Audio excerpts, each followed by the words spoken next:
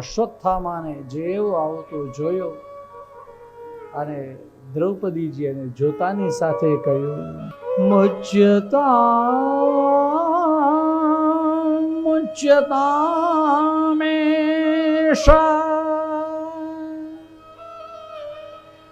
બ્રાહ્મણો નિતરામ ગુરુ. મુચ્યતામ એ ઈશ્વર, એને છોડી દો. કેમ? બ્રાહ્મણ છે, બ્રાહ્મણને મરાય નહીં, ક્યારે ના મરાય. નિતરામ ગુરુ, બ્રાહ્મણ એ કોઈ પણ સમયે વર્ણાનામ બ્રાહ્મણો ગુરુ, ગુરુ છે, એને નહીં મારો.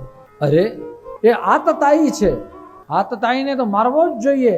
એક બાજુ ભીમ એમ કે, ભીમ શું કહે છે કે દુર્યોધનની તો ખાલી જંઘાના જ ટુકડા કરી નાખ્યા, આને તો આખે આખો ખાંડી નાખું, મારી ગદાથી ચૂરે ચૂરો કરી નાખું. એનો ભીમને એવો ગુસ્સો.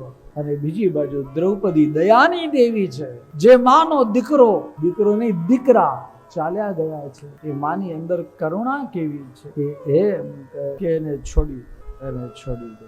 જે ગુરુદેવની પાસે જઈ અને તમે ધનુર્વેદ ભણ્યા, જે દ્રોણાચાર્યજીએ તમને ધનુષ બાણ પકડતા શીખવાડ્યું, એ આ દ્રોણાચાર્યનો દીકરો, એને તમે મારશો?